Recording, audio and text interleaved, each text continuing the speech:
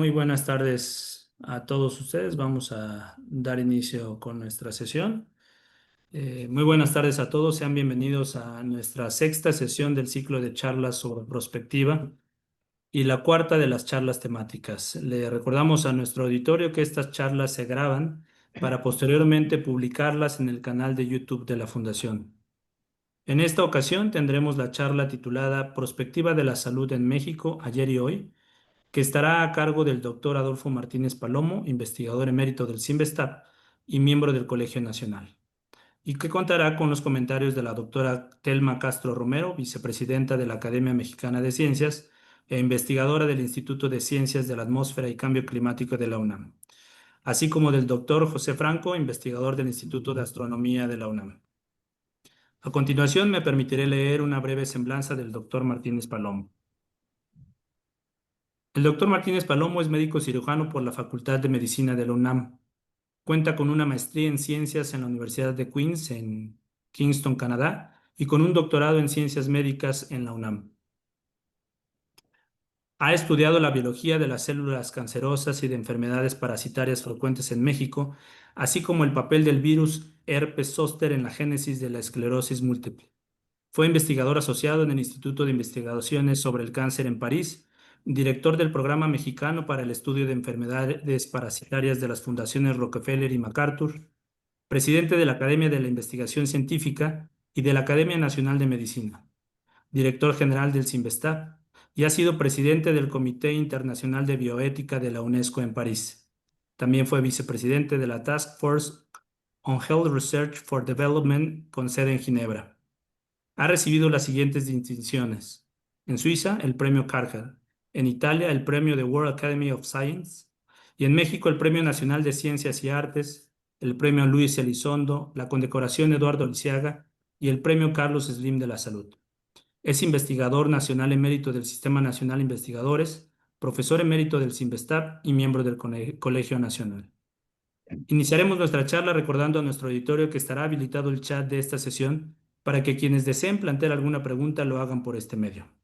Doctor Martínez Palomo, adelante. Hola, muy buenas tardes. Voy a empezar mi plática tratando de compartir mi presentación. Ustedes me dicen si ya se ve. Se ve muy bien. Magnífico. Buenas tardes a todos. Ingeniero Mayo, Javier, espero que me escuche. Jiménez Espriu, que me hizo el favor de invitarme. Y lo primero que quiero empezar de esta charla es con una explicación. Cuando el ingeniero Jiménez Espriu me invitó a platicar con ustedes, yo acepté hacerlo sobre perspectiva de la ciencia y la tecnología. Y después se lo cambié al ingeniero Mayo, que creo que se dio un buen susto por el cambio. Pero me pasó algo, que después de que le acepté a Javier, empecé a pensar, ¿qué pasa con la ciencia y la tecnología en México si está destruida? Y eso lo escribí y me dijo el ingeniero Mayo, está muy interesante eso de que se haya destruido la ciencia en el país, ¿por qué no nos lo explica? Pero no fue necesario porque esto ya está muy explicado y por esto tengo que hablar de algo que conozco un poco mejor, que es la parte de la salud, que no es que le haya ido mejor que a la ciencia y la tecnología. De hecho, yo creo que a la salud le fue peor en los últimos años que a la ciencia y la tecnología. Pero me encontré con este libro muy interesante, donde resultó que no solamente yo pienso que se destruyó la ciencia y la tecnología en los años anteriores, sino que podemos leer, el CONACYT logró desarticular el sistema de ciencia y tecnología. Ya no digo quiénes son para no, a lo mejor no quieren salir en la pantalla, pero ahí está la página en la que lo vi. El CONACYT inició la demolición del sistema de ciencia y tecnología. Estos son otros colegas que lo dijeron. Y finalmente se dice la contracción más grave del aparato académico y científico, y esto es lo que ha ocurrido.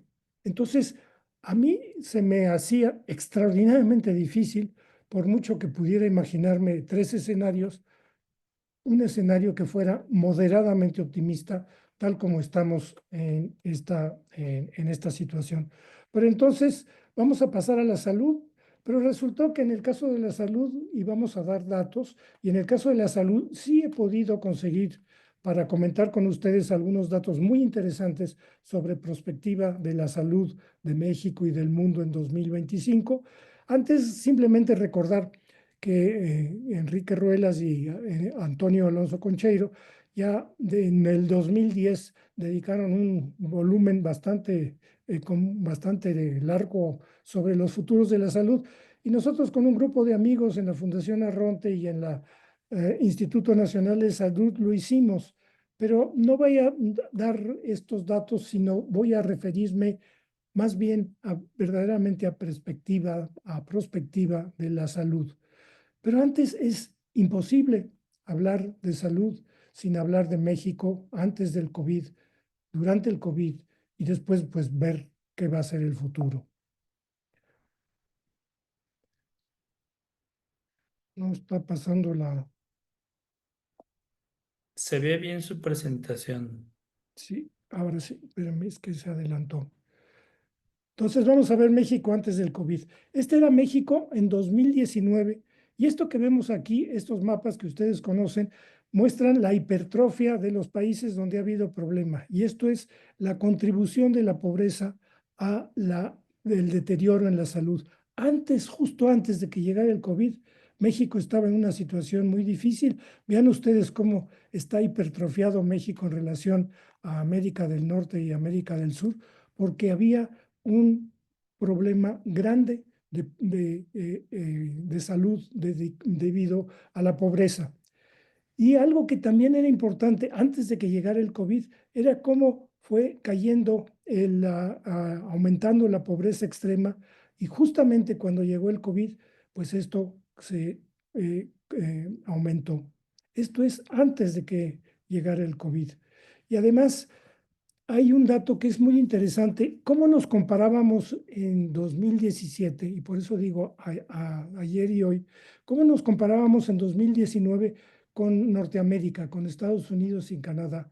¿Qué nos faltaba para tener la esperanza de vida de países cercanos como Estados Unidos y Canadá? Nos faltaban 7.7 años de esperanza de vida. O sea, andábamos por abajo. Y andábamos por abajo sobre todo porque teníamos un problema grande de diabetes y un problema grande de enfermedad cardíaca. En azul, estas son las enfermedades no transmisibles y las enfermedades transmisibles teníamos un problema de infecciones de vías respiratorias inferiores y además, obviamente, algo que ha seguido, la violencia interpersonal. Estos eran los focos rojos que no nos permitía tener una esperanza de vida semejante a la de nuestros vecinos. Pero, ¿qué ocurrió con el COVID? Este es el mapa ahora representativo de los países, la hipertrofia que se ve en algunos países, como por ejemplo en Sudamérica y en México, en relación a otros, Rusia casi desaparece, fue debido a que tuvimos, como todos sabemos, un exceso de muertes debido al COVID. Y aquí lo vemos, no sé si llega a salir en la gráfica, pero México está en el lugar más alto del número de muertes por COVID. No solamente se acentuaron las disparidades que existen entre quienes gozan de una atención médica de calidad y los que no, sino que llegó el COVID. Esto es el índice de desarrollo humano, un índice muy conocido, y aquí vino el COVID y esto fue un cambio, el mayor retroceso en desarrollo humano global como medida combinada de la educación, la salud y condiciones de vida en el mundo. O sea, realmente el COVID vino a producir una auténtica catástrofe en el país. El retroceso en años de esperanza de vida, América Latina, solo fue superior el de Cuba, el de Venezuela y a continuación el de México. ¿Y qué es lo que ocurrió? Este es el dato más grave. Desde la revolución no había ocurrido. Desde la revolución la esperanza de vida había tendido hacia el alza discretamente, pero venía hacia el alza. Estábamos en 74 años en promedio y bajó por el COVID a 70. Esto fue debido a los centenares de miles, no voy a entrar en detalles, que murieron debido a la mala actuación de la Secretaría de Salud, de los cuales hay responsables, pero a nadie se les ha adjudicado todavía. Algún día llegará esa responsabilidad. Bueno, entonces vamos a ver hacia el futuro. ¿Qué datos he podido compartir con ustedes? Este es un artículo muy interesante que salió justamente esta semana. Lo pueden ustedes conseguir, y que nos dice cómo es la esperanza de vida, cómo se supone que puede ser la esperanza de vida de México en el 2050. Y aquí ven ustedes, esto van de 1970 y llegamos hasta 2050, y vean ustedes en azul, la línea en azul es México. Vean cómo que cayó más que el amarillo, que son los países de ingreso medio alto, o que el promedio que vemos aquí, que son los de medio bajo. La caída más grande de la esperanza de vida fue debida justamente entre 20 y 21 por el COVID. Y esto se supone, las proyecciones que hacen estos expertos, es que si todo mejora hacia el año 2050, la esperanza de vida de México será de 80 años. Esto es si las cosas funcionan bien. Si no, esta curva que era ascendente se tenderá a aplanar en el azul, que es México. La otra es la probabilidad de muerte prematura, es otro dato muy interesante. Para el 2050, esto es la probabilidad de muerte prematura, evidentemente estaba bajando, pero aumentó drásticamente, vemos el azul, con el COVID, y supuestamente, vuelvo a insistir, si se atienden las condiciones más importantes que producen morbilidad y mortalidad en el país, esto se irá bajando y terminaremos como en 20 en vez de lo que estamos ahora en 40. Bajará a la mitad la probabilidad de muerte prematura en México, que está debido a muchas circunstancias, pero está debido también, lo que ya mencionamos, a la diabetes, a la enfermedad cardiovascular y también a las muertes por violencia. Ahora vamos a otro, esto era un artículo, ahora vamos al famoso Instituto de Métrica de la Salud, que tiene ya varios años de funcionar en Estados Unidos y en la Universidad de Washington, y que ha tenido un apoyo extraordinario de la Fundación Gates. Solamente el último apoyo que les dieron fue de 270 millones de dólares. Es el tipo de financiamiento que han estado dando esta Fundación Gates al instituto, dedicado a analizar cómo va la salud en todo el mundo, por países y globalmente. Vamos a ver qué nos dice de 2050 este instituto para los próximos años. Primero vamos a ver las causas de muerte.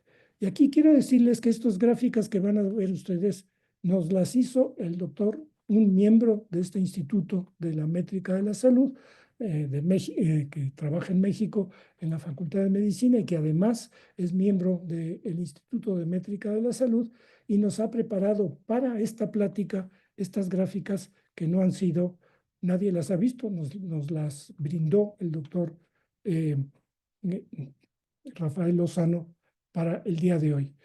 Vean ahora cuáles son las causas de muerte. En azul están las enfermedades crónico-degenerativas, después las otras están en verde, perdón, y veamos cómo cambia. No vamos a ver todo el dato, pero para 2050 se supone que vamos a seguir igual. Vamos a seguir muriendo como ricos, y posiblemente si vamos a seguir viviendo en todo caso como pobres, o con una gran disparidad. Pero va a ser las cardiopatías isquémicas la principal causa de muerte. Y esto es un estudio muy profundo, no es una evaluación de una persona, sino un estudio de decenas, si no es que centenares de expertos que hacen este tipo de análisis de prospectiva. Vemos cómo la diabetes curiosamente va a bajar un poco, pero la enfermedad renal crónica va a aumentar. Y vean cómo en el caso de las mujeres la enfermedad renal crónica va a ser la principal causa de muerte.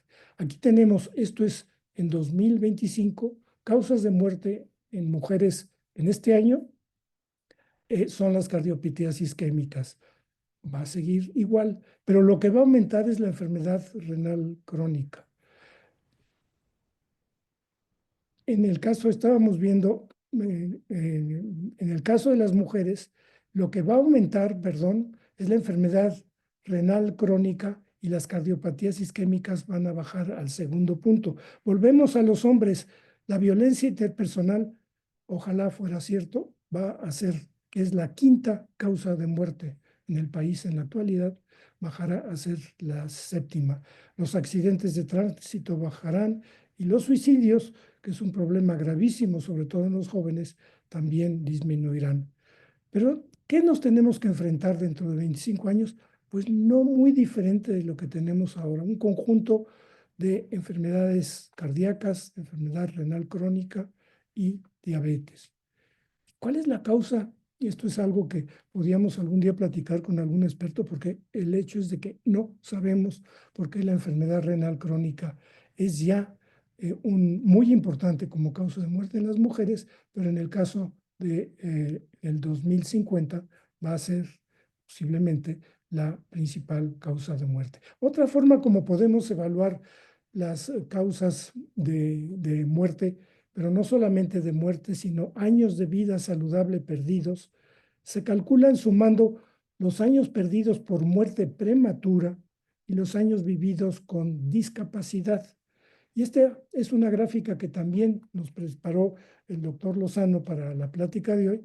Y vean cómo, en términos de avisa, la principal causa de años de vida perdido es la violencia interpersonal. Yo creo que yo no tenía una idea de que fuese tan importante, pero para la visa, los avisa, es la violencia interpersonal que supuestamente va a reducirse, perdón que me está brincando la computadora, va a reducirse hasta el quinto punto. Las cardiopatías isquémicas van a seguir igual como causa avisa en hombres y la diabetes va a pasar al primer lugar.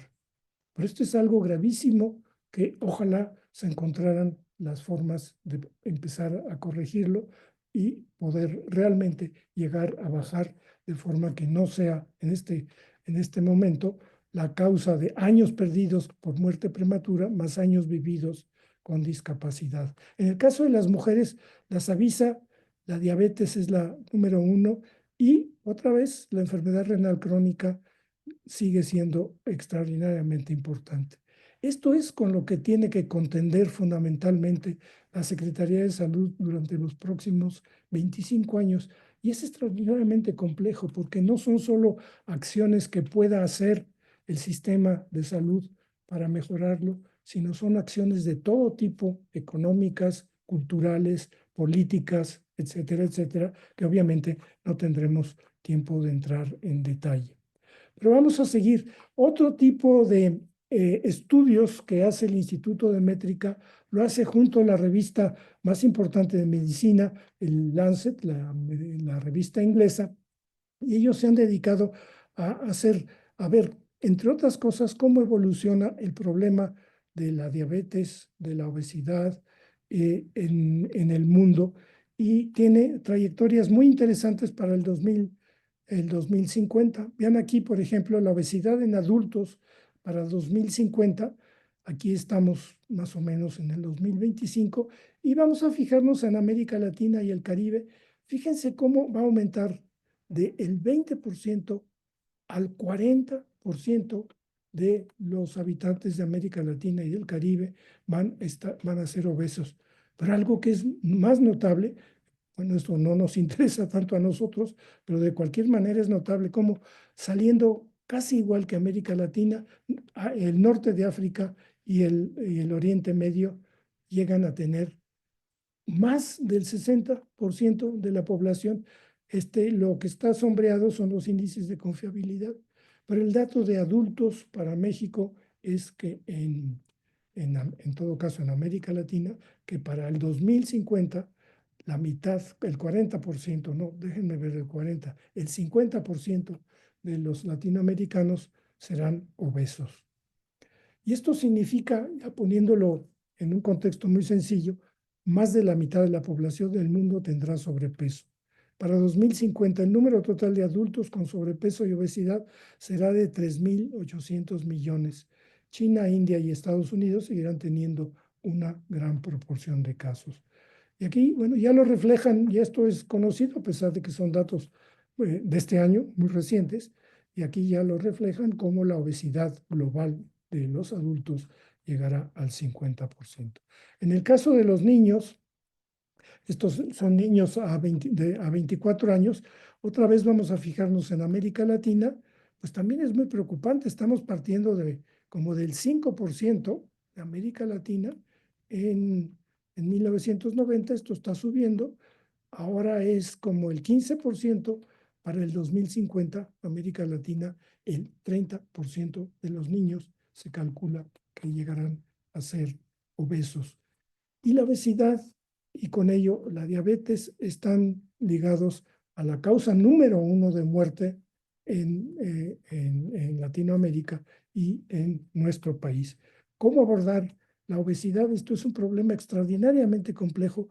Países como Estados Unidos han diseñado, la misma esposa de Obama, cuando su marido era presidente de Estados Unidos, trató de diseñar un programa para controlar la obesidad y resultó que era tan complejo que mejor se retiró porque no lograron nada concreto. Y ahora vamos a la diabetes, ya vamos a terminar con las enfermedades y vamos a pasar a algo que me interesa mucho compartir con ustedes, que son los institutos nacionales. En el caso de la diabetes, ven cómo a medida que se oscurece el color de amarillo a café, son los países que en 2019, en 2021, perdón, tenían un índice mayor de diabetes, pero esto va a aumentar todavía más. En 2021, 529 millones de personas tenían diabetes, para 2050 serán 1.300 millones. Y esto, en buena medida, también afectará a México. Y vean cómo es la diabetes tipo 2 la que va a aumentar, la diabetes tipo 1, esa está para 2050, no va a aumentar. Estos son a grandes rasgos algunos de los datos más sólidos que yo pude compartir con ustedes y que agradezco al doctor Lozano que nos haya hecho el favor de pasarlos para compartirlos. Pero algo que me preocupa mucho en estos pocos minutos que me quedan es sí decir, porque yo no puedo predecir, hacer una perspectiva de cómo va a actuar la Secretaría de Salud en los próximos años, pero les puedo decir cómo le va a la ciencia y en particular a los institutos nacionales de salud. Son importantes porque hacen investigación científica, porque están formando, son los profesionales de la salud que a lo largo de décadas se han formado en las mejores condiciones, porque se recibe atención médica de tercer nivel también en las mejores condiciones, porque los institutos han diseñado y evaluado programas y políticas de salud y porque han generado normas y protocolos basados en evidencia para regular los servicios de salud. Yo no esperaría que estarían en mejor tiempo. Sin embargo, los institutos nacionales de salud, los 13 o 14 que existen, hoy enfrentan tiempos difíciles, tanto en el contexto nacional como internacional. Vean cancerología, respiratorias, cardiología y perinatología. A partir de 2020, y yo lo he vivido durante 40 años, que he sido miembro de juntas de gobierno a lo largo de todos estos 40 años de 5 diferentes institutos. Esto nunca había ocurrido.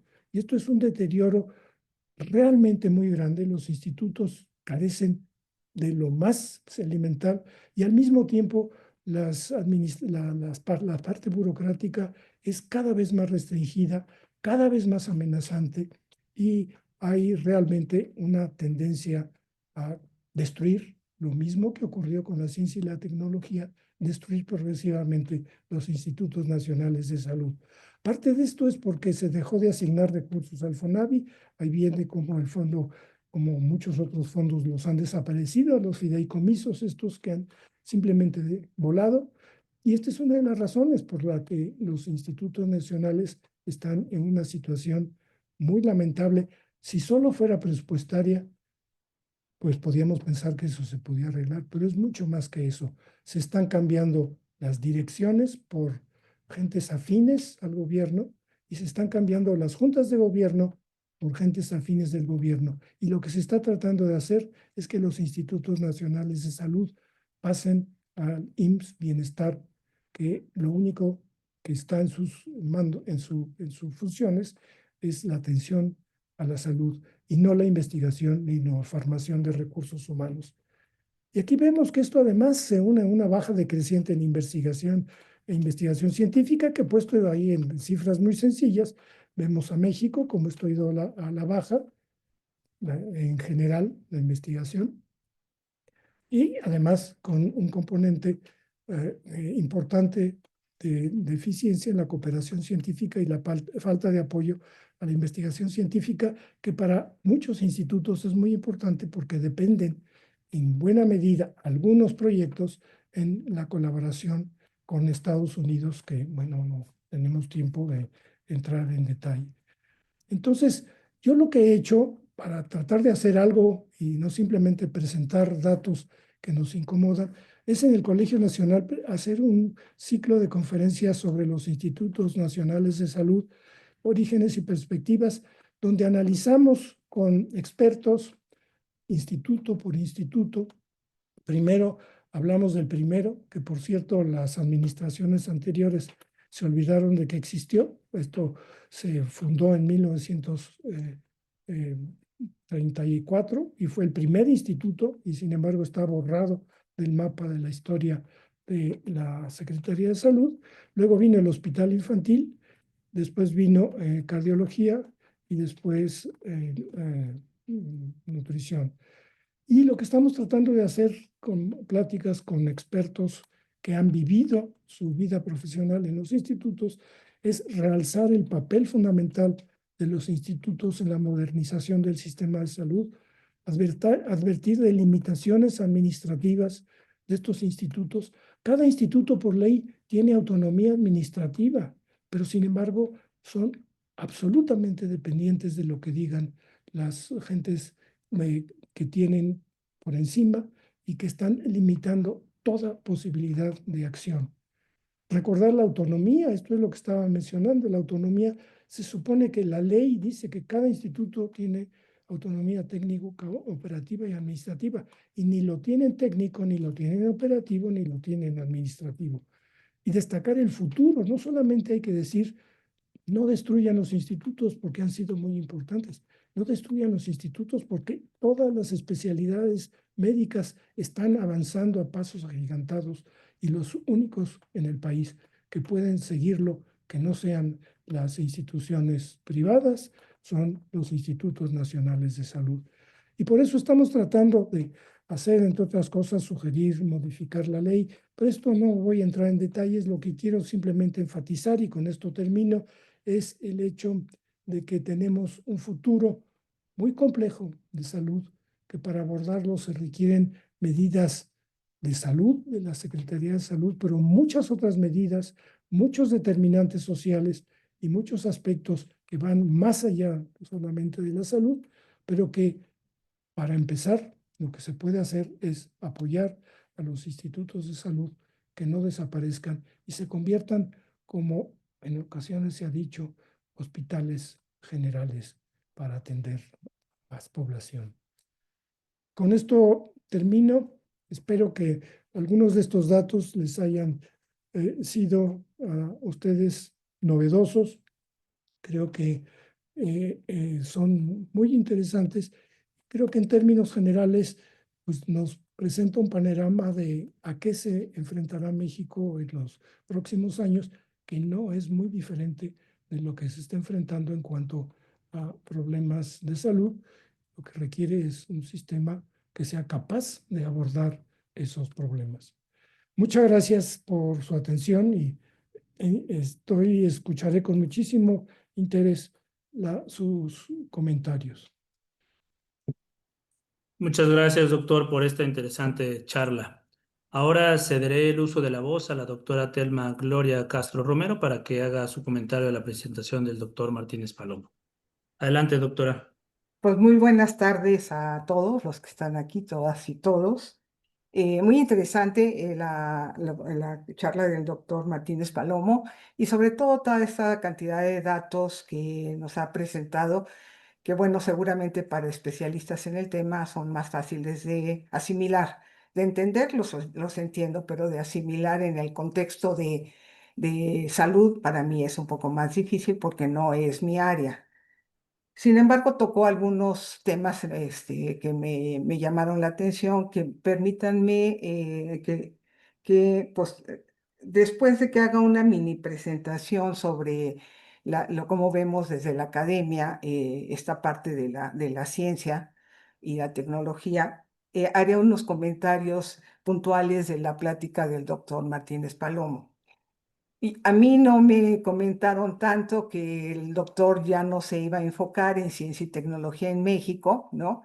Y entonces yo preparé un poco esta parte de la ciencia y tecnología en México. Y sobre todo, si a esto le podemos agregar lo que ahora hay de moda, que es y la innovación. La que sigue, por favor, ¿no? Lo que les voy a presentar fundamentalmente es un documento que realizamos con unos foros desde la academia y están publicados en el libro que presentó al inicio el doctor Martínez Palomo, pero es justamente el primer capítulo y es donde la academia puso énfasis. El resto, pues cada capítulo tiene sus autores que no necesariamente yo estoy de acuerdo con algunas posiciones y algunas cosas que sí, que eso es parte de lo que da vida a escribir algo, ¿no? Entonces, bueno, lo que vemos es que generalmente en todas las sociedades tienen que tener en claro que la investigación científica y el desarrollo tecnológico son factores que detonan el desarrollo económico y el bienestar. Yo creo que muchos de ustedes lo saben. Y hoy en la mañana oía yo una frase importante que tiene que ver con esto. Cuando la ciencia no se toma en cuenta, es lo que decían, las civilizaciones se estancan. Y esto sería el equivalente. La que sigue, por favor. Bueno, un poco la idea es que el enfoque que nosotros tenemos, que es que la investigación científica, el desarrollo, etcétera, ¿sí?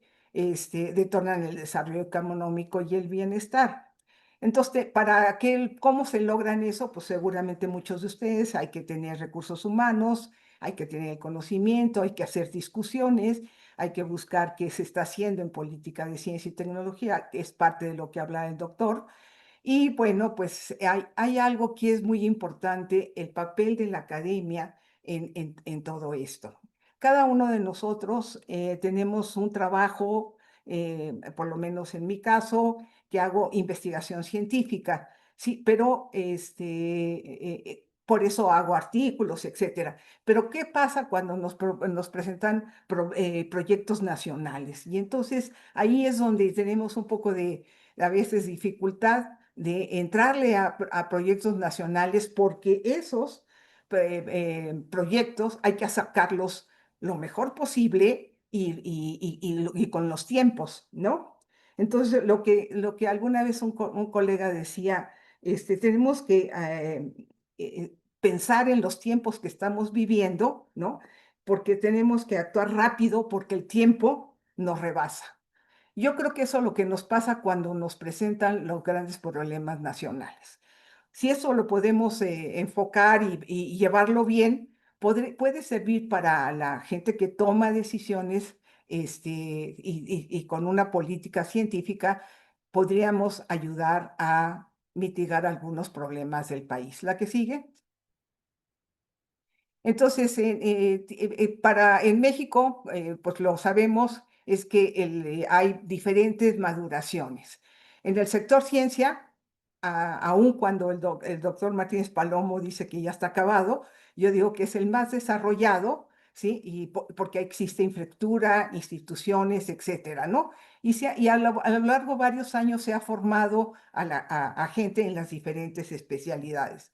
El sector tecnología requiere mayores recursos porque siempre hemos estado dependiendo pues de lo que nos llega del extranjero. Y la política, desde hace muchos años y décadas, pues ha sido más bien la compra de tecnología, ¿no?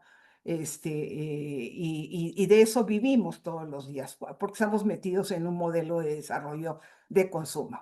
Y el sector que más rezago tiene, pues es la innovación, porque sí, porque no hay mucha inversión en esa parte. El sector privado pues casi no invierte, si no es que no invierte en hacer tecnología y innovación, y el sector público a duras penas empieza a hacerlo. La que sigue. Bueno, pues con lo respecto a recursos humanos, pues es evidente que necesitamos siempre fortalecer la infraestructura científica, pero el capital humano es algo que en varios de los temas que se tratan en ciencia nos hace falta, y sobre todo para abordar problemas nacionales. Estamos muy acostumbrados a hacer nuestra investigación, unos sumamente teóricas, otros menos teóricas, otros de laboratorio, etcétera, y producimos papers, pero nos es más difícil buscar cómo impactar nuestra investigación en la solución de algunos problemas de México, ¿no? Y entonces hay que preparar gente ya con otra visión, porque estamos en otros tiempos. Y yo no dejo de pensar que la ciencia tiene que estar a la vanguardia, ¿sí? A la vanguardia del mundo, pero también tiene que estar a la vanguardia de lo que está pasando en el entorno donde uno vive. Y para ello, pues hay que apoyar fuertemente a las universidades, y pues tiene que haber otro cambio de paradigma donde las empresas empiecen a invertir en las universidades para que se pueda ir avanzando. Bueno, y el sector público necesariamente tiene que seguir con la inversión. La que sigue. Bueno, como les decía, los grandes problemas nacionales son estos, ¿no? Entonces, la investigación en ciencia y tecnología debe contribuir a los problemas nacionales, ¿no? Y es importante tener en cuenta que las políticas públicas son responsabilidad del gobierno. Sin embargo, es necesario que la ciencia y la tecnología contribuya en el diseño, implementación y evaluación, parte de lo que decía el doctor Martínez Palomo, que hay que los actores que están en esta parte tienen que ser tomados en cuenta, ¿no? Entonces, con eso se debe asegurar que la aportación científica forme parte de un proceso en la toma de las decisiones en diferentes etapas. Lamentablemente, en sexenios pasados, algunas veces se tomaba muy en cuenta, pero solo un grupo pequeño, que era generalmente el Consejo de Ciencia y Tecnología o algo así, el que estaba directamente relacionado con el gobierno. Se me va ahorita el nombre, que está formado por gente muy capaz y realmente gente muy buena en sus áreas, ¿no? Pero creo que no se limita a ese sector de colegas, sino que es más amplio, y sobre todo hay que buscar que las ideas de los jóvenes también permeen. ¿La que sigue?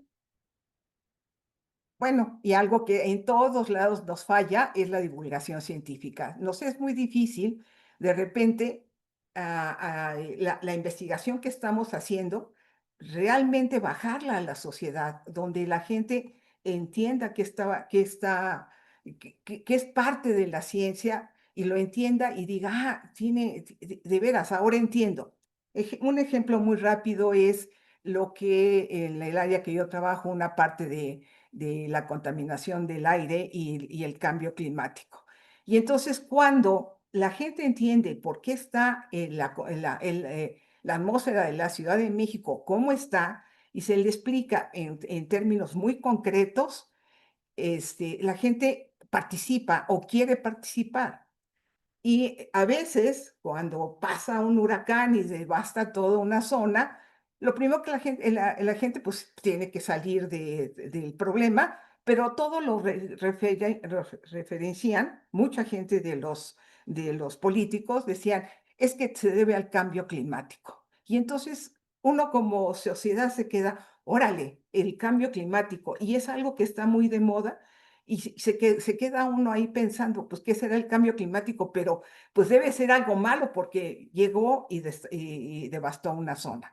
Entonces, yo creo que sí tenemos que tener una parte bien importante. Hay esfuerzos grandes, sobre todo algunas de las revistas, etcétera, pero hay que todavía hacer esta parte de enseñarle a la sociedad, acercarle más bien la ciencia a la sociedad. ¿La que sigue?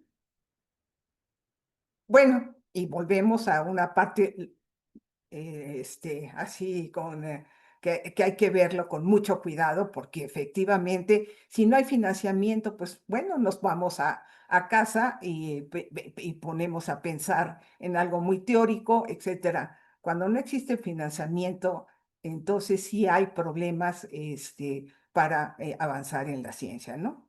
Este, no toda la ciencia es absolutamente teórica, hay mucha parte experimental, hay avances en medicina, como lo decía el doctor, porque hay investigación, etcétera. Entonces, toda esta parte hay que buscar que eso es algo que, bueno, yo ya tengo mis años, pero hace unos 30 años por lo menos, yo he oído que hay que buscar que el 1% del PIB se distribuye, se dé a la ciencia, ¿no?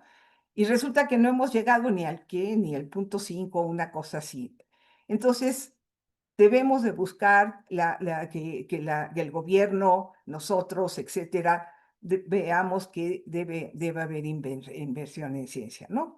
Pero también hay que buscar los recursos privados, que la industria se beneficia de los hallazgos de la ciencia, por lo menos en México, y no invierte prácticamente en nada. En el mundo, como sabemos, mucho de la ciencia es financiada por el sector privado. Bueno, bueno, y también habría que buscar la manera de traer financiamiento internacional en el área de cambio climático y contaminación y efectos en biodiversidad, etcétera. Hay mucho financiamiento internacional. La que sigue, y creo que ya, y con ello, pues tenemos que lograr que a través de la ciencia y tecnología, a través de las academias, logremos llevar a un desarrollo económico sostenido, ¿no? Que ayude a reducir las desigualdades que existen en el país. A mí el modelo de desarrollo que hemos venido trayendo hace que las desigualdades cada vez sean mayores. Y entonces tenemos que, como sociedad, actuar ante esto y convencer al Estado mexicano también que se haga de otra manera, ¿no? Bueno, es un proceso difícil, largo, etcétera. Se requiere planeación, compromisos, acciones para que se desarrollen por etapas. Tampoco podemos llegar a decir todo nos sirve, aquí viene la solución, ¿no? Con todo ello, podríamos tener una política científica a mediano y largo plazo, que fuera todo incluyente, participativa y etcétera, y que permita que la ciencia, la tecnología se conviertan en palancas de un crecimiento sostenible del país. Pero eso también, mucho de ellos lo decide, pues, en la parte gubernamental, y muchas de las leyes de ciencia, de tecnología, etcétera, pasan a través del Senado, etcétera, o del Congreso, y ahí tenemos que incidir bastante, porque si no, no vamos a avanzar mucho. Creo que es la última. Sí. Ahora nada más quisiera hacer algunos comentarios puntuales, ¿no? Lo que entendí. Hay una parte que es bien importante que agregar, que a todas las enfermedades que nos dio el doctor Martínez Palomo, ¿sí? Había que agregar una parte bien importante que es justamente a esto le hay que sobreponerle la contaminación del aire, la contaminación del agua, los problemas ambientales, que esas son de las partes ahora muy importantes para la subsistencia humana. Bueno, aparte de la guerra, que en eso no voy a meter. Se tiene calculado que 8 millones de personas en el mundo mueren por problemas de contaminación del aire, ¿no? Y entonces ahí hay un tema bien importante. Y no se diga ahora con sobrepuesto todo el problema de cambio climático, los eventos son extremos, entonces hay mucho más problemas. La salud se ve impactada con las ondas de calor, etcétera. ¿no? Pero entonces a todas las enfermedades que nos mostró el doctor hay que sobreponerle estos componentes, ¿no?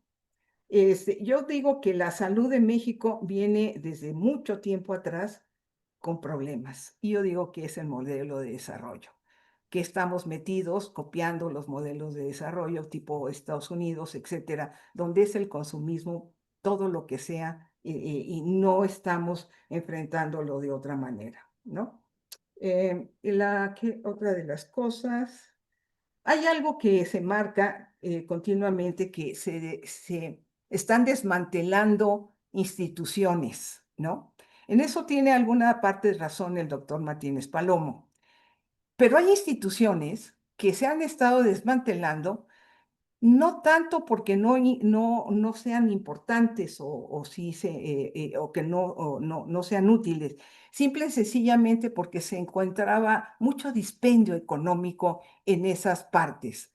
Y creo que ahí me quedo, que muchas veces se quedaban demasiado tiempo los directivos en una institución. Y yo creo que el recambio es importante, las ideas de la gente joven también es importante, junto con una análisis y un trabajo concreto con la gente que yo le llamo, en eso me pongo yo, con ideas más maduras. Tenemos que apoyar a los jóvenes, pero los jóvenes tienen que llevar ya ahora la batuta en muchas cosas, apoyados por nosotros, que somos gente más madura. Yo me quedaría ahí. Muchas gracias. Muchas gracias, doctora Castro, por su comentario. Doctor Martínez Palomo, quisiera hacer algún comentario al respecto. Nada más agradecer a la doctora sus comentarios. Muchas gracias. Muchas gracias, doctora. Cedo la voz ahora al doctor José Franco para que haga su comentario. Adelante.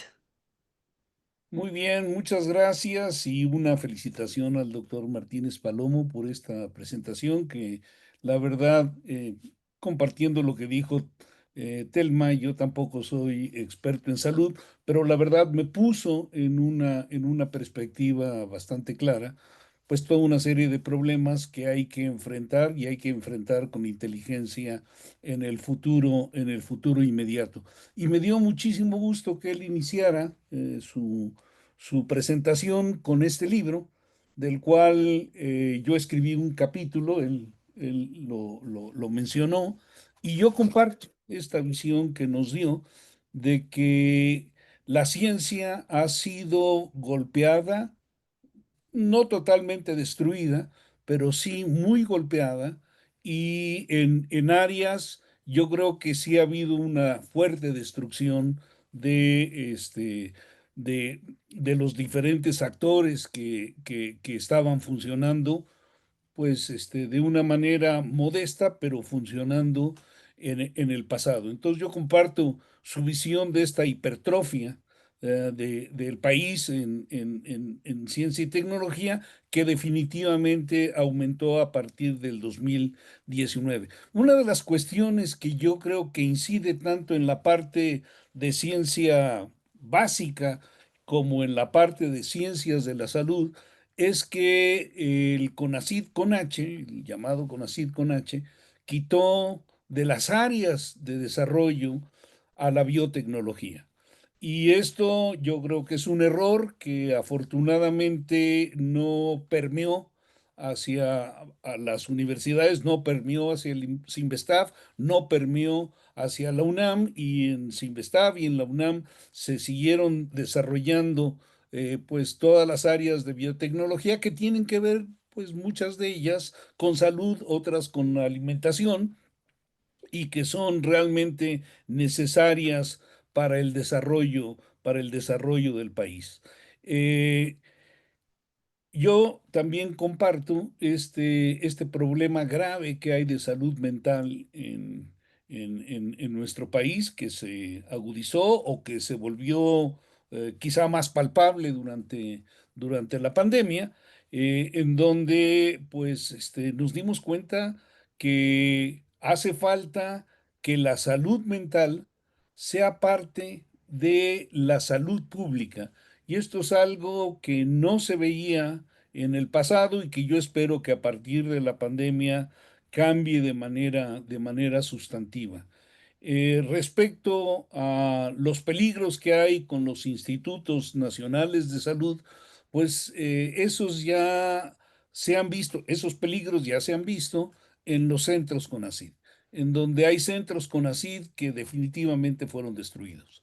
El CIDE, el Centro de Investigación y de Docencia en Economía, fue totalmente destruido. Era un centro de primera que tenía recursos del extranjero y que pues fueron pulverizados, fueron desbaratados y cambiaron la línea en la cual se venía trabajando y pusieron en la dirección a una persona que pues simple y sencillamente no compartía la visión de trabajo en el área económica que tenían y pues esto dio al traste de una manera bastante fea en el caso del CIDE.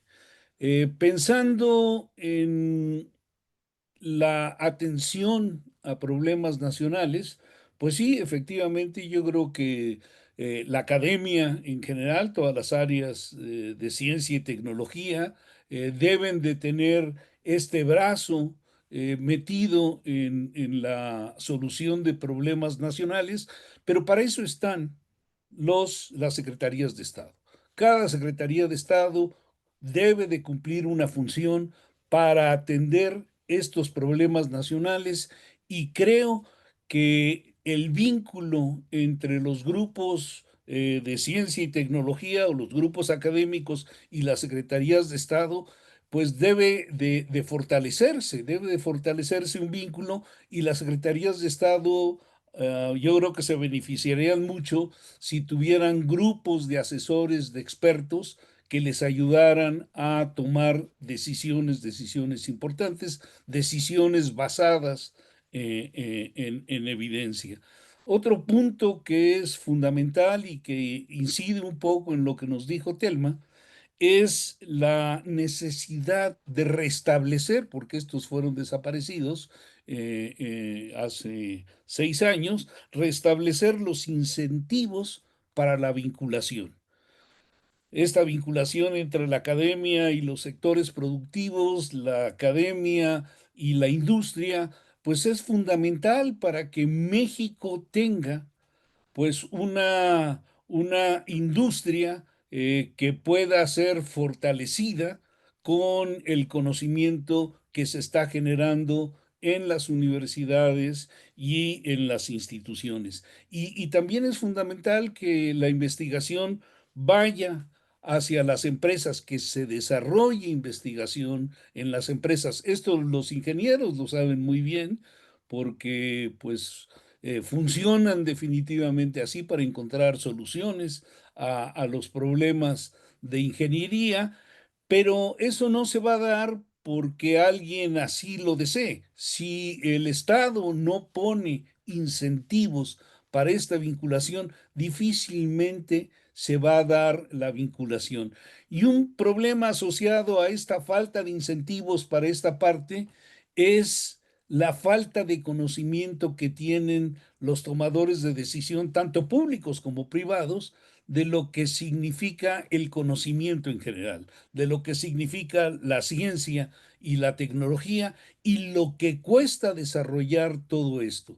Es lamentable que nuestros sistemas legislativos difícilmente vean, sean sensibles o sean empáticos a la necesidad que hay en este país de desarrollar, pues, por un lado, la tecnología para vincularla con los sistemas productivos, pero por otro lado, desarrollar también la ciencia básica que nos permita tener insumos que puedan eh, trasladarse a los sistemas productivos. Y en ese sentido, pues se requiere que este país tenga centros de investigación sobre temas estratégicos, centros de investigación que podrían ser los mismos centros CONACYT, pero enfocarlos al desarrollo de investigaciones sobre temas estratégicos en donde el mundo está haciendo una fuerte inversión en talento y una fuerte inversión también en, en metálico. Y digo, no los voy a convencer de que pues es fundamental el tener pues tecnologías de la información y tener un centro de inteligencia artificial, porque digamos, esta área, pues además de que está de moda en este momento, tiene una incidencia muy fuerte en los temas que nos tocó el doctor Martínez Palomo.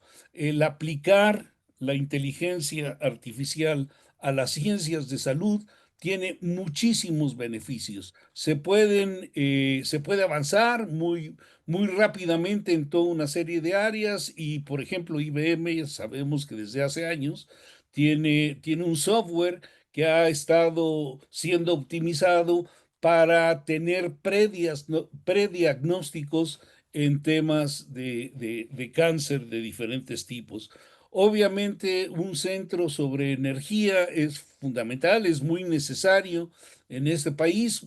Pemex no puede con todo y yo creo que sí es importante el que México tenga al menos un centro de energía pues en diferentes áreas, energías renovables, pero también energía nuclear. El desarrollo de ciencias espaciales es fundamental, no únicamente para las telecomunicaciones, sino también para seguridad misma del país. Entonces, para que los tomadores de decisión tengan información adecuada, es fundamental que en este país se recupere, porque ya teníamos un grupo, una dependencia dedicada a dar asesoría en ciencia y tecnología, tanto al Ejecutivo como al Legislativo. Eh, pues en las, digamos, en los sistemas federales y en los sistemas estatales. Es importante que haya esta asesoría y la Fundación Barro Sierra está alojada en la casa que fue la casa del Foro Consultivo Científico y Tecnológico que hizo este papel hasta finales del 2019, que fue desmantelado por las políticas que tuvo CONACYT. Entonces, hay mucho que rehacer y creo que para rehacerlo, el gobierno federal y los gobiernos estatales tienen que tomar la batuta. Si ellos no lo toman, difícilmente vamos a poder tener un cambio en las políticas de desarrollo en el país, sobre todo desarrollo sustentable. En el gobierno actual hay una buena señal, se creó una Secretaría de Ciencia en donde pues hay una persona que es muy sensible a toda la problemática que ha venido viviendo por los diferentes actores y los diferentes sectores de ciencia y tecnología y que está metiéndole mano a eso y está tratando de pues rehacer el maltrecho estado en el cual dejaron a la ciencia y la tecnología en el sexenio pasado. Perdón que subraye tanto esto, porque los embates fueron en diferentes líneas, incluso hubo, hablando de las mentiras que se hicieron desde la Dirección General de CONACYT, que no se hizo una vacuna, que se dijo que iba a ser una vacuna 100% nacional y que pues, sabemos que la vacuna fue desarrollada en Estados Unidos, que nos prometieron que iba a haber ventiladores y no se hicieron o no cumplieron los ventiladores que se hicieron con esas funciones y además se persiguió a grupos de científicos de una manera que pues no se había visto en México en la historia reciente. Entonces, bueno, pues yo agradezco mucho que me permitan, que me hayan permitido decir estas palabras y pues una felicitación al doctor Martínez Palomo y a la doctora Castro por la presentación que nos acaban de hacer. Muchas gracias, doctor Franco. Doctor Martínez Palomo, ¿algún comentario al respecto del comentario del doctor Franco? Sí, pues muy breve porque ya estamos sobre la hora, pero en primer lugar agradecer a Pepe Franco sus comentarios. Estoy totalmente de acuerdo con todo lo que dijo. Estaba pensando con cuidado a ver si no estaba en acuerdo con algo, pero no, estoy de acuerdo con todo. Y dos cosas muy generales. Cuando yo hablo parece muy pesimista, como lo es también los tres colegas que lo pusieron en el libro, que se había destruido la ciencia. Lo que me refiero es que se destruyó para los jóvenes, se destruyó el futuro. Creo que todos nosotros ahí seguimos trabajando, pero se destruyó el futuro. Y algo que también quiero decirles a ustedes, colegas de la UNAM, ustedes no saben que hay los de arriba y los de abajo. Ustedes son los de arriba. No les quitaron el seguro médico como a nosotros. Seguro médico que veníamos pagando por décadas, que quedó en cero. No les bajaron el sueldo como a nosotros. No les quitaron los recursos para la investigación como a nosotros. No les han quitado los recursos a ustedes en la UNAM para viajar al extranjero. No les han limitado muchas otras cosas. Esto pasa con el CIMBESTAB y con todas las universidades de México y con los centros de CONACYT. Entonces, yo lo siento y lo veo en el Colegio Nacional. Mis colegas de la universidad están allá en el nirvana porque no tienen ningún problema. Tienen su sueldo, tienen su seguro, tienen sus recursos, tienen sus becas. Nosotros no tenemos nada de eso, pero somos la mayoría. Y algo que alguna vez me dijo un director que todos ustedes conocen de un instituto de la UNAM, fuera de la UNAM nadie hace investigación. Yo creo que no es cierto. Qué bárbaro. Yo creo que el país se ha diversificado mucho. Algo que hay que aceptar, el Sistema Nacional de Investigadores ha servido. Y también debemos decir, nadie ha dicho que esto se ha conservado. Tenían todo para deshacerlo. Y por alguna razón, será que ellos mismos están cobrando ahí la mayoría, pero no los de la 4T, pero al menos eso ha subsistido. Pero hay una disparidad verdaderamente espantosa y cuando yo veo cómo ven mis colegas de la UNAM las cosas, pues digo, no, no, no, es que son, no sé si ustedes vieron esa serie, los de arriba y los de abajo, pero si no la ven, la estamos viviendo ahora. Eso es todo. Muchísimas gracias, doctora. Le agradezco mucho sus comentarios. Pepe, un gran abrazo. Muchas gracias, en verdad, por sus comentarios. Daremos paso ahora a la sesión de preguntas por parte de nuestro auditorio. Eh, Primero tenemos una pregunta en el chat de Eduardo González. No la hace hacia alguien en particular, pero si alguno de ustedes desea contestarla, ¿qué hacer para romper de manera inmediata esta cadena de destrucción? En primera instancia, de la educación, salud e investigación y desarrollo. ¿Alguno de ustedes quisiera responder? Bueno, ¿Cómo Creo que quizá, Pepe. bueno, quizá yo creo que de alguna manera lo dije. En este momento, el haber cambiado la estructura institucional de lo que era CONACYT y convertirlo en una secretaría, pues tiene muchas complicaciones, pero por lo menos le da una fortaleza que no tenía el Consejo Nacional de Ciencia y Tecnología. Segundo punto, la persona que está al frente de esta Secretaría de Ciencia es una persona que pues tiene un contacto bastante amplio con los diferentes sectores de ciencia, es empática con las necesidades de los diferentes grupos y está trabajando en este momento, eso me consta porque me ha pedido pues apoyo para esto, está trabajando para tratar de restituir el camino que tenía la ciencia y la tecnología hace algunos años. Sí. Quiero comentar en relación Sí. a eso mismo, en el caso de la salud pasa lo mismo, componer a una gente íntegra, inteligente y conocedora Y eso es lo que pasa con el secretario de Salud. El doctor Karsinovich es posiblemente el médico más eminente de México y está haciendo lo imposible por mejorar las cosas, pero es una persona contra todo un sistema, igual que en el caso de Rosaura. Entonces yo creo que ahí hay posibilidades porque hay gente competente a cargo de estas dos áreas de ciencia y de salud.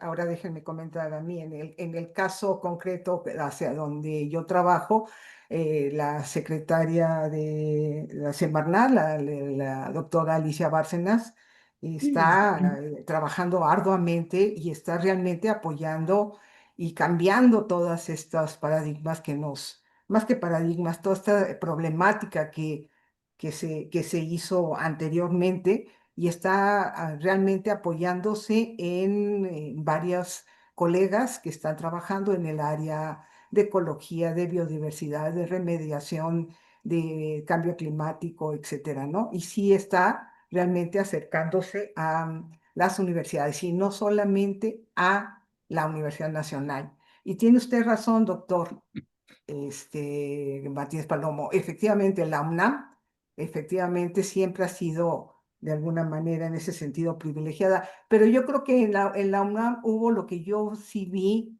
en algún momento, también fui directora de un centro y vi, se pudo reajustar algo del presupuesto y eso ha permitido que se continúen con algunas cosas. Está llegando al límite y entonces creo que entonces volveremos a hacer todos como le han pegado al CINVESTAB, al FIDEA, etcétera, ¿no? A universidades de provincia que también le han pegado.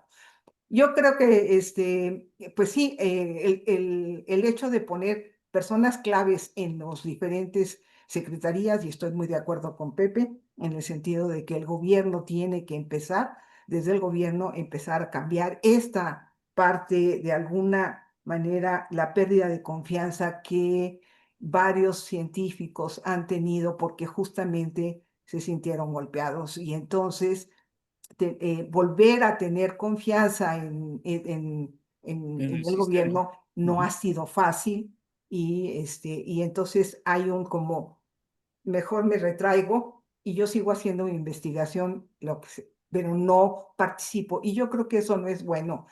Toda la gente, todos los actores en ciencia y tecnología debemos de estar cercanos a poder impulsar cosas desde nuestro ámbito para beneficio del país. Y estoy muy de acuerdo con ambos. Gracias. Sí. Eso está muy bien porque así podemos terminar con algo de optimismo, que la esperanza es lo último que se pierde. Creo que Sí, una falta nos hace, pero además creo que tenemos razón, hay que ser optimistas. sí, bueno, Yo yo sí, también poniendo mi granito de arena en esto, el Sinvestav históricamente ha tenido un presupuesto muy, muy bajo, pero a pesar de ese presupuesto bajo, es uno de los centros de investigación más importantes que tiene nuestro país. Entonces, eso es reconocido dentro y fuera de la UNAM, de mi todos querido. lados. Así es. Y tú eres un bastión ahí de lo que ha hecho el Sinvestav. Claro, Sí, claro. tienes razón. Mira, en Sinvestar hemos pasado por dos épocas. Una, la de vacas flacas, y la siguiente de vacas famélicas. Entonces, hemos pasado de ahí. Ya, Así. bueno. Muchas gracias. Tenemos también otra pregunta del doctor Roberto Aguerrevere. ¿Podrán restablecerse los fondos sectoriales? ¿Qué papel pueden tener de los desconcentrados como el IMT, el INTA, etcétera? ¿Alguno de ustedes quisiera comentarlo? Pues Yo, eso, digamos, es una pregunta directa para para la Rosaura. secretaria, sí, para Sí, la secretaria, pero en este momento, digamos, en el momento actual, las restricciones presupuestales son muy, muy fuertes en todos lados, en la Secretaría de Ciencia, por supuesto. Y yo creo que es un buen modelo el que se siguió con los fondos sectoriales. Eh, yo no creo, yo creo que esta fue una de las grandes mentiras que se hicieron, que los fondos sectoriales, y los fondos mixtos se utilizaban como cajas chicas para gente. Eso no es cierto. Tenían restricciones claras de cómo darlos. Y yo creo que sería muy atinado, que si no, difícilmente en este año, pero a partir del año entrante, la Secretaría de Ciencia trabajara con el resto de las secretarías para poderlos eh, reestablecer. Sí, yo lo que creo es que en casi todas las secretarías había justamente un fondo para ciencia, y es más, existe. Y en particular existe un fondo para cambio climático. Entonces, formar nuevamente estos fondos sectoriales con ese dinero valdría la pena porque efectivamente se hacían cosas interesantes. Ahí sí iban casi a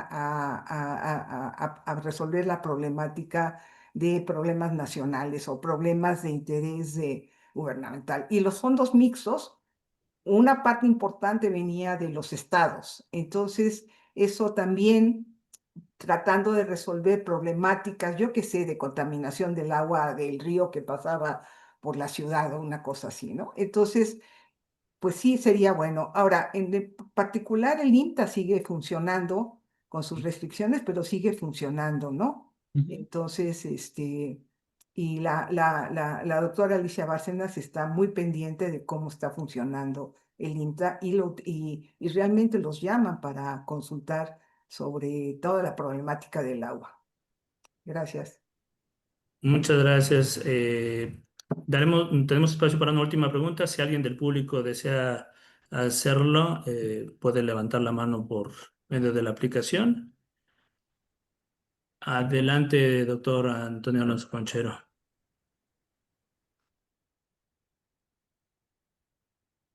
El micrófono, creo. Ya está. Puede. ¿Me escuchan? Sí. Ahora sí. Muchas gracias a los tres. Eh, Hace muchísimos tiempo que no tenía el gusto de escuchar a Adolfo y de saludarlo. Qué bueno que nos estamos viendo en este momento. Y yo tengo dos comentarios nada más. Son preguntas, esencialmente me gustaría tener la respuesta de ustedes. El primero es, en los datos que mencionaba Adolfo, señaló que una buena parte de los problemas que se presentaban en salud se derivaba del problema de pobreza y desigualdad en la sociedad mexicana. Claro. Sin embargo, cuando hablan ustedes de los problemas nacionales, hablan de energía, de las comunicaciones, de la salud, y no está la pobreza. Me llama la atención que no haya ese enfoque en la ciencia y la tecnología de cómo atacar ese problema que seguramente es el más grande que tiene este país, el de la pobreza y la desigualdad. Y cuando se habla de ciencia y tecnología desaparece misteriosamente. La pregunta que tenía para los tres es la siguiente. Es evidente que si uno toma los datos internacionales hay una correlación positiva entre gasto en ciencia y tecnología y riqueza o generación de riqueza. ¿Sí? Los países más ricos gastan más en ciencia y tecnología. Pero el que haya una correlación, siempre me ha quedado a mí la duda y no crean que soy ajeno y que no soy partidario de que haya más ciencia y más tecnología, pero siempre he tenido la duda. ¿Será que a mayor riqueza, mayor gasto en ciencia y tecnología o que a mayor gasto en ciencia y tecnología, mayor riqueza? Si es esto segundo, ¿por qué hablamos de incentivos para que la industria haga más ciencia y tecnología? El incentivo que debe tener es que a mayor ciencia y tecnología van a tener mayor riqueza. ¿Por qué tenemos entonces que apoyarlos y subsidiarlos y tener leyes especiales o tratamientos especiales a las empresas con recursos que no son los de ellos para que generen más riqueza? Pues digo, yo le puedo entrar a las dos cosas que Es cierto. apuntaste, Antonio. Pobreza, y desigualdad, y no solamente ellos, sino también migración. Son temas estratégicos también dentro de ciencia y tecnología. Yo creo que valdría la pena aclarar una cuestión que no aclaré. En mi caso, por lo menos, cuando hablo de ciencia, estoy incluyendo ciencias sociales y humanidades. Ajá. Y las problemáticas, muchas de ellas son problemáticas transversales. Tú no puedes entrarle al problema de la energía en alguna región si no tienes un grupo de sociólogos que estén ilustrándote en cuál va a ser la reacción de la población a cualquier instalación que se ponga. Tenemos ejemplos muy claros, por ejemplo, con la parte eólica en Oaxaca, en donde pues los, no voy a entrar en detalles, seguramente ustedes los ingenieros lo conocen mejor que yo, pero entre las promesas que se hicieron y los insumos que bajaron hacia la población, pues hubo una gran diferencia, lo cual generó problemas graves. Y además el tener en tu ambiente estas cosas que hacen mucho ruido, pues no necesariamente es algo que le atrajera finalmente a la población. Y lo mismo sucede cuando quieres hacer una presa, o sea, tienes que entender cuál va a ser la reacción de los grupos que están en la región para poder desarrollarla. Entonces, están incluidos estos problemas en la resolución.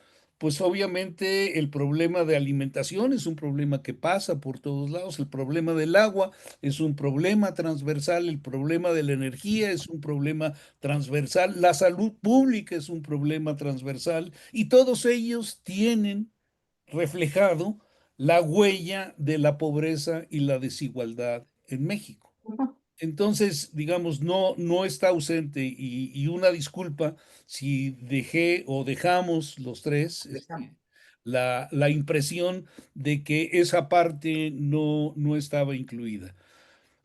Respecto a la ciencia y la tecnología en esta relación de que los países pues que tienen un mayor desarrollo económico son los que más invierten, lo que creo que es importante decir es que la inversión gubernamental en cualquier país del mundo, cuando mucho llega al 1% del PIB. Ajá. En prácticamente todos los casos, digamos, es menor al 1%. El resto de la inversión viene del sector privado. Entonces, nos dicen que Corea del Sur está invirtiendo el 4%, el 5% de su PIB en ciencia y tecnología. Bueno, pues sí, el gobierno está invirtiendo 1% o menos y el resto está viniendo de la inversión privada. Pero para que esa inversión privada se desarrolle, tiene que haber incentivos. Y dar incentivos no es únicamente dar en metálico un estímulo a las industrias, que pareciera ser que es como lo entendiste. No, es dar estímulos para que tengan facilidades para instalarse y poder desarrollarse y no les pongan camisas de fuerza que no les permitan desarrollarse. Hay ejemplos muy importantes en nuestro país con la industria espacial, en donde la poca industria espacial que se empezó a desarrollar en México fue degollada de tajo por la falta de incentivos del gobierno y por la falta de confianza en la ingeniería nacional en ese sector. Y como eso puedes ver digamos, otras áreas. México tuvo de 1962 no, sí, de 1962 a 1987, tuvo una agencia espacial en donde se desarrolló cohetería, se desarrollaron combustibles para cohetes. Y pues en un momento dado aquello fue abandonado y México se ha vuelto consumidor de toda la industria espacial, simple y sencillamente porque no ha habido incentivos para desarrollar todas estas partes aquí en México. Entonces, este círculo que yo entiendo como virtuoso que tú acabas de señalar entre una economía más fuerte, más pujante y una inversión más fuerte y más pujante en ciencia y tecnología, se da porque hay una infraestructura dentro del sistema de ese país que lo permite. En el nuestro, eso no se permite y en muchos casos ha sido fuertemente lastimado, como ya señalamos en la administración pasada. En la administración pasada casi se rompe la relación entre el gobierno mexicano y las industrias privadas, lo cual pues es realmente absurdo. Bueno, si me permiten tantito Adelante, adelante, solamente, doctora. este, y yo creo, yo también pido una disculpa porque yo sí hablé un poquito ahí de desigualdades y de pobreza, pero muy poco, quizás no le di el énfasis necesario, pero estoy igual que en términos de lo que dice Pepe, que cuando hablamos de ciencia, yo no le hubiera perdón, puesto la H a CONACYT o a la Secretaría, pero efectivamente, cuando estamos desde el área de ciencias exactas, ciencias de la salud, etcétera, se nos olvida que la parte social. Y entonces muchas veces no tenemos ese diálogo cuando hacemos investigación, empezamos a darnos cuenta que, pues, ¿para qué? Entonces tenemos que aplicarla hacia la sociedad y ahí entra. Y entonces ahí se puede dar uno cuenta de que hay un montón de cosas que no están considerándose. Entonces, algo que nos hemos dado a la tarea, y son los tiempos para mí modernos, por lo menos en el ámbito donde estoy, es que para atacar ya un problema tiene que uno meterse a ser interdisciplina, multidisciplina y, como decía Pepe, en una forma transversal. O sea, ya no se puede hablar de un problema de lluvias torrenciales, ¿no? Que puede ser la física, la física de nubes, etcétera, y sin saber que esa lluvia de repente afectó un río y un canal de río, se llevó casas, gente, etcétera. Entonces tenemos que empezar a pensar de una manera diferente cómo atacar los problemas y siempre considerando toda la parte social, ¿sí?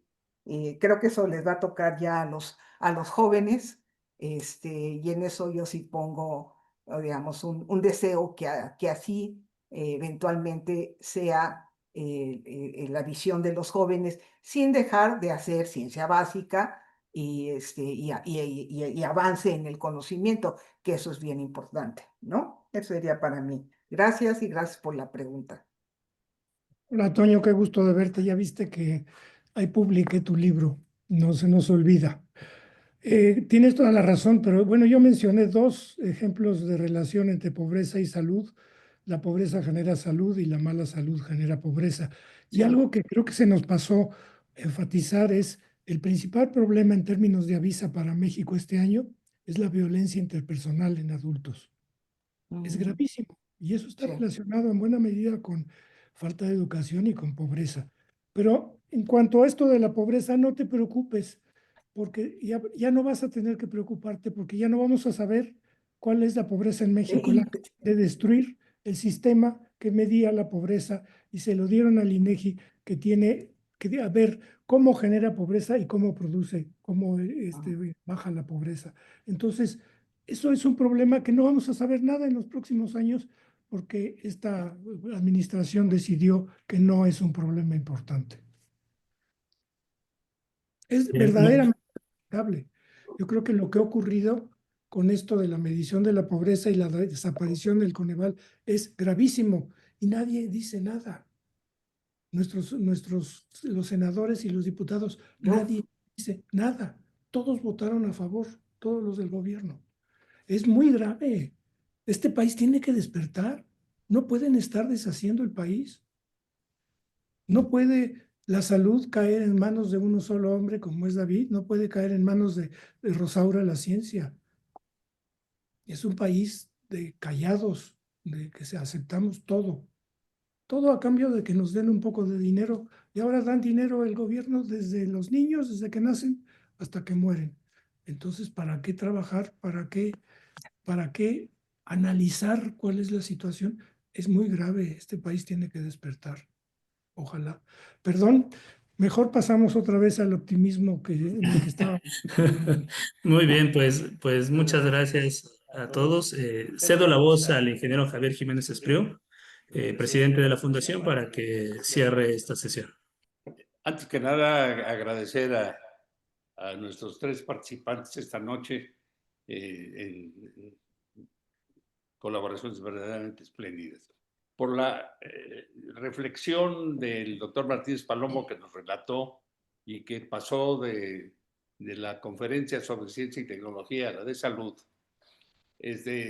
vinculamos sin querer la conferencia del mes pasado que dio el doctor Enrique Ruelas sobre el sector salud a esto y finalmente de lo que estamos viendo hoy es que, en fin, el problema de la salud y el problema de la ciencia y tecnología son semejantes o son uno y lo mismo.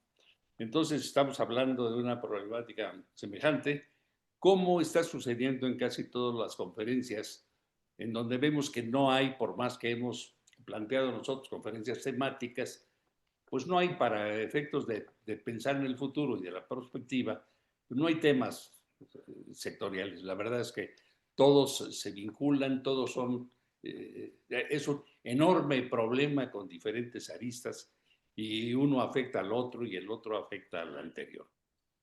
Hace un momento se planteaba aquí el tema de la salud vinculada con el desarrollo científico y el tema del agua. Bueno, el tema del agua será, porque así lo tenemos segmentado, el motivo de nuestra conferencia del próximo mes, que es el día 30 de julio, y el conferenciante va a ser el ingeniero Luis Robledo Cabello, un ingeniero hidráulico de mucho tiempo y de gran conocimiento, y obviamente veremos que se vincula otra vez con los temas del medio ambiente, con los temas de la salud y con los temas del desarrollo científico y tecnológico, y pues esto está correlacionado. Lo que dijo Enrique Ruelas y sus comentaristas el mes pasado y lo que menciona el doctor Martínez Palomo, pues son variaciones sobre el mismo tema, pero son dos visiones muy semejantes que ofrecen una panorámica delicada, preocupante, pero que por lo tanto requiere una gran atención y sobre todo una gran atención de gentes pensantes que han sido hoy convocadas por la Fundación Barros Sierra, cuya función es esa, estar pensando en cómo podemos atacar los problemas que tenemos.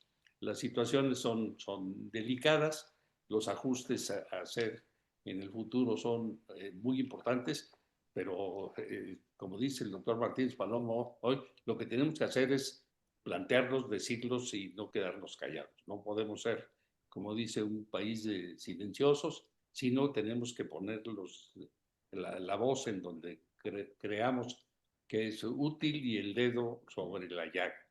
Yo les agradezco muchísimo su presentación, ha sido magnífica, ha sido llena de matices y pasamos, como decimos los ingenieros, vivimos en el sunchado, pasamos de las bajísimas temperaturas a las altas temperaturas, pero eso es lo que fortalece los aceros y los hace templados, ¿no?